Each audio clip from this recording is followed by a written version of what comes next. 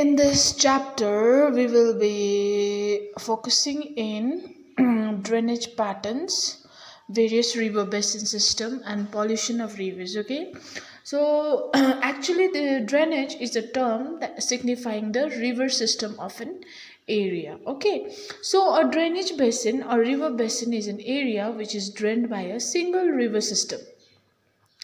An upland that separates two drainage systems that are next to each other is called a water divide. On the basis of origin, there are two river systems of India, and that is the Himalayan rivers and the peninsular rivers. Actually, Himalayan rivers are rain-fed and snow-fed, so they have water in them throughout the year. That is, they are perennial and they navigate. Okay, they are thus navigable, and Himalayan rivers create meanders, oxbow lakes, and other depositional features on their course.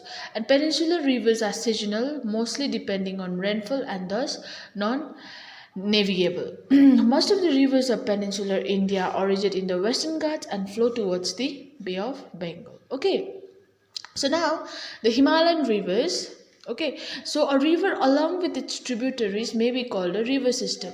The major Himalayan rivers are the Indus, the Ganga, and the Brahmaputra. The Indus river system, okay, rising near Lake Mansarovar in Tibet, the Indus enters India in the Ladakh district of Jammu and Kashmir. Rivers Satluj, Beej, Ravi, Chenab, and Jhelum join Indus near Mithankot, Pakistan, and flow southwards to fall into the Arabian Sea east of Karachi. With a total length of 2,900 km, the Indus is one of the longest rivers of the world. So now, the Ganga river system. The headwaters of the Ganga are called Bhagirathi. Bhagirathi is fed by the GANGOTRI glacier and joined by the Alaknanda at Devprayag. Okay, so Ganga meets the tributaries from the Himalayas such as Ghagra, Gandak, Kosi, and the Yamuna. A major river Yamuna arising from GANGOTRI glacier in the Himalayas joins Ganga at Allahabad. And other tributaries are Chambal, Betwa, and Son that comes from peninsular uplands to join Ganga.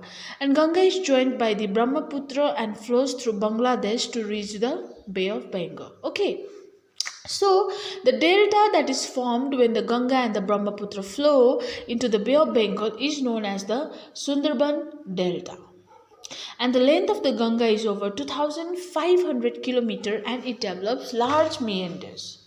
Okay, so now the Brahmaputra river system. See, originating in Tibet, very close to the sources of Indus and Satluj, Brahmaputra enters India in Arunachal Pradesh and flows to Assam, joined by many tributaries. The tributaries that join the Brahmaputra are Dibang, Lohit, and Kenula. Okay, so the Brahmaputra has a braided channel in its entire length in Assam to form many riverine islands. Unlike other North Indian rivers, the Brahmaputra is marked by huge deposits of silt on its bed, causing the riverbed to rise. Okay, so now the peninsular rivers. See, the major rivers of the peninsula, that is Mahanadi, Godavari, Krishna, and Kaveri, flow eastwards to drain into the Bay of Bengal. Okay, the Thai and Narmada are the only rivers which flow west to make estuaries and drain into the Arabian Sea. Okay, so the drainage basins of the peninsular rivers are comparatively small in size.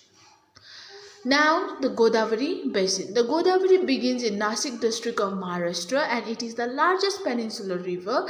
Its large basin covers most parts of Maharashtra, Madhya Pradesh, Orissa, and Andhra Pradesh. Actually, the tributaries which join the Godavari include Purna, Wardha, Pranita, Manjra, Venganga, and Penganga. Okay, and because of its length and the area, it covers the Godavari, which is also known as the Dakshin Ganga. And the Godavari drains into the Bay of Bengal. Okay, so now the Mahanadi Basin. The Mahanadi, a 860 km long river, rises in Chhattisgarh to flow through Orissa to reach the Bay of Bengal. And principal tributaries of Mahanadi River are Shonath, Jonk, Hasdeo, Mand, Ib, Ong and Tel. Okay, so Mahanadi River basin is shared by Maharashtra, Orissa, Jharkhand and Chhattisgarh. It is one of the major east-flowing peninsular rivers draining into Bay of Bengal. Okay, so now the Krishna basin. The 1,400 kilometer long Krishna River, it rises from a spring in the Mahadev range near Mahabaleshwar and falls into the Bay of Bengal. And the tributaries of Krishna include Bhima, Musi, Gatprava, Koyana and Tungabhadra. The Krishna basin is shared by Maharashtra, Karnataka and Andhra Pradesh. Okay, so now we come to the Narmada basin. See, rising in the Amarkantak plateau of Maikala range, Narmada flows to create a gorge in marble rocks of Madhya Pradesh. And Narmada flows towards the west in a rift valley formed due to faulting. Okay, so Narmada river has 41 tributaries. The important ones are Barna, Ganjal, Chota, Tawa, Hiran, Janatara, Kolar, Orsang and Ser. Okay, so now the Tapi basin.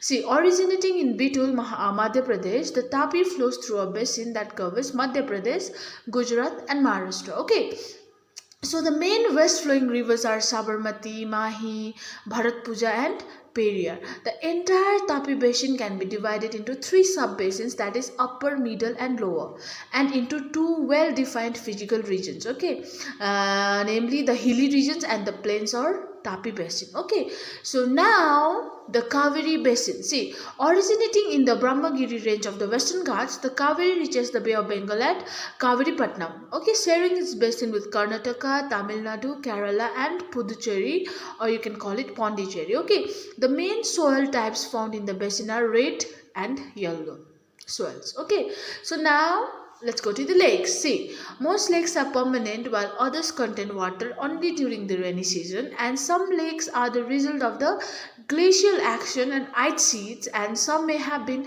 formed by wind, river action and human activities. Okay, so a river meandering across a flat plain forms cut-offs that later develop into oxbow lakes.